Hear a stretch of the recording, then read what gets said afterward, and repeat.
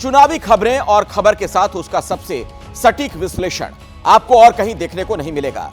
आज इस शो में हम महाराष्ट्र के महाचक्रव्यूह को डीकोड करने वाले हैं। महाराष्ट्र में नामांकन का दौर चल रहा है, सीटों की तस्वीरें साफ होने लगी हैं और जो घेराबंदी है वो बता रही है कि मुकाबला रोचक है।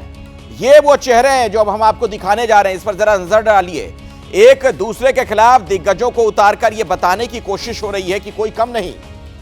वर्ली में आदित्य ठाकरे के सामने शिंदे की शिवसेना ने मिलिंद देवड़ा को उतार दिया है। बारामती में अजीत पवार को घेरने के लिए शरद पवार ने युगेंद्र पवार को उतारा, जो रिश्ते में अजीत पवार के भतीजे हैं। सीएम एकनाथ शिंदे की सीट पर भी मुकाबला टक्कर का होने वाला है। उद्धव ने यहां अपने सबसे मजबूत हथियार को आजमाया। केदार दिघे उन आनंद दिघे के भतीजे हैं जिन्हें शिंदे अपना गुरु मानते हैं। तो महाराष्ट्र के महाचक्रव्यूह में सबसे पहले ठाकरे बना मिलिंद, किसकी उड़ी नींद को डिकोड करते हैं।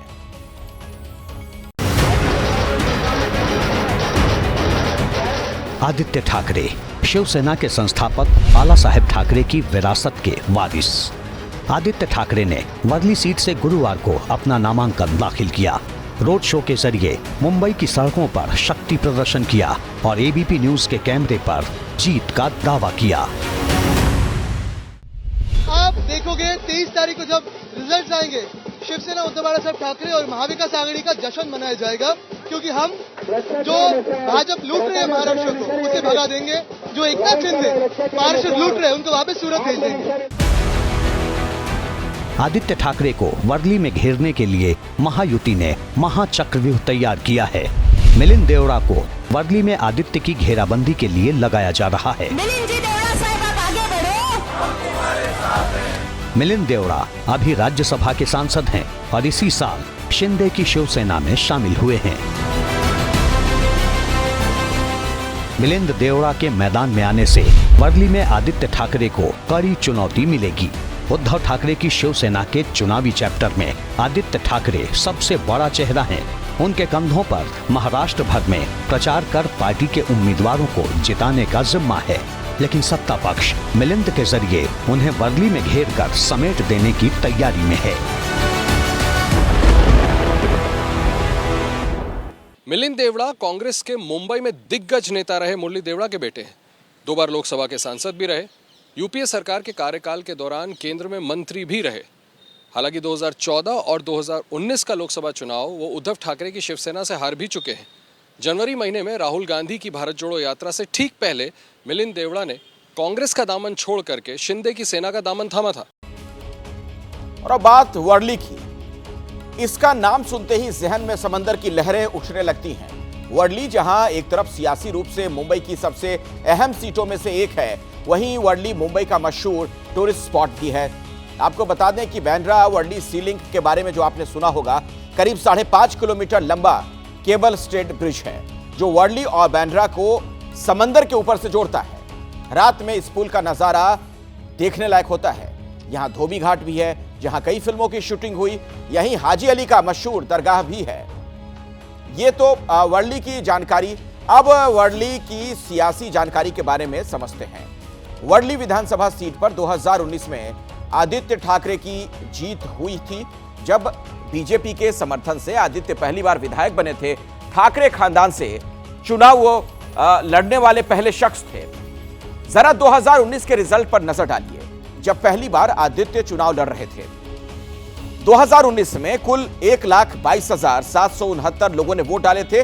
तब आदित्य ठाकरे को 89,248 वोट मिले थे। ये देखिए वोटों का जो आंकड़ा आपके सामने है। इनके खिलाफ चुनाव लड़े एनसीपी के सुरेश माने दूसरे नंबर पर थे और महज 21,821 वोट ही उनकी झोली में गए थे। आदित्य ठाकरे इस चुनाव को 67,427 वोटों से जीतकर विधानसभा में पहुंचे थे। उनके जीत का आंकड़ा भी हमने आपको बताया। बाद में बीजेपी के साथ शिवसेना का गठबंधन टूट गया और उद्धव ठाकरे ने कांग्रेस और शरद पवार के साथ हाथ मिला लिया। आदित्य ठाकरे मंत्री भी बने। अब परिस्थितियां अलग हैं। बीजेपी विरोध में है, शिवसेना टूट चुकी है। वर्ली विधानसभा सीट दक्षिण मुंबई लोकसभा सीट का हिस्सा है। समझिए जरा इसका जो पूरा समीकरण है, भौगोलिक समीकरण भी। लोकसभा चुनाव में 3 बार से शिवसेना के अरविंद सावंत यहां जीत रहे हैं। लोकसभा चुनाव की बात करें तो इस क्षेत्र में विधानसभा की 6 सीटें हैं, जिसमें 4 सीटों पर शिवसेना यूबीटी को बढ़त मिली थी, 2 पर शिंदे की शिवसेना को। आदित्य ठाकरे की वर्ली सीट पर बढ़त महज 6,500 वोटों की थी और यही वजह है कि महायुति आदित्य ठाकरे के सामने बड़े प्लेयर को उतारकर उन्हें घर में ही घेरने की रणनीति पर काम करती हुई नजर आ रही है। महाराष्ट्र के चक्रव्यूह में अब बात पवार परिवार की कर लेते हैं। पहले से ही चाचा भतीजे की राह अलग है। अब इस चाचा भतीजे की पॉलिटिक्स में चाचा भतीजे का एक नया एपिसोड भी आ गया। शरद पवार ने अजित पवार के भतीजे को ही उनके खिलाफ अपना उम्मीदवार बना दिया। पहले परिवार की पॉलिटिक्स का ये पावर गेम आप देखिए, फिर इसका पूरा जो सियासी पोस्टमार्टम है वो भी हम करेंगे।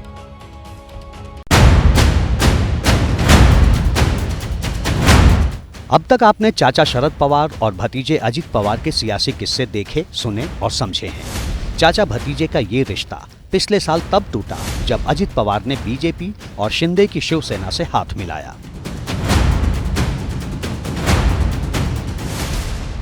अजित पवार डिप्टी सीएम बन गए, एनसीपी 2 हिस्सों में बंट गई। भतीजे अजित पवार एनसीपी के मालिक बन गए। चाचा शरद पवार को नई पार्टी बनानी पड़ गई। अब विधानसभा चुनाव के लिए इन चाचा भतीजे की सियासी लड़ाई में नए चाचा भतीजे की एंट्री हो गई। पहली तस्वीर वाले चाचा भतीजे को तो आप जान गए। दूसरी वाली तस्वीर में जो चाचा भतीजे हैं उनके बारे में जान लीजिए।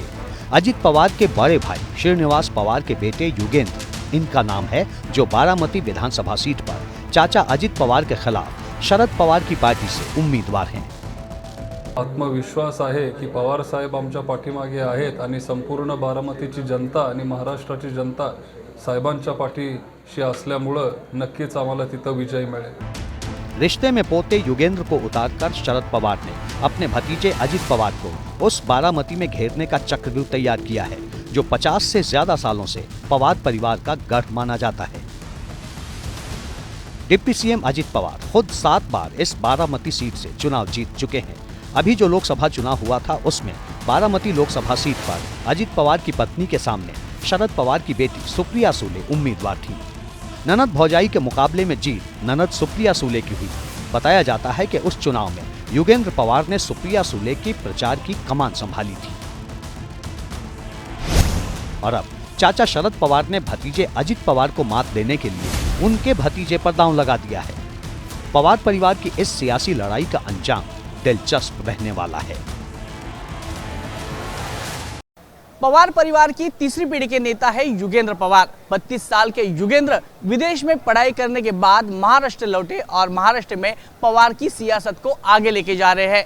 युगेंद्र पहली बार चुनाव लड़ने जा रहे हैं। शरयू फाउंडेशन के जरिए बारामती की जनता से जुड़े हुए हैं।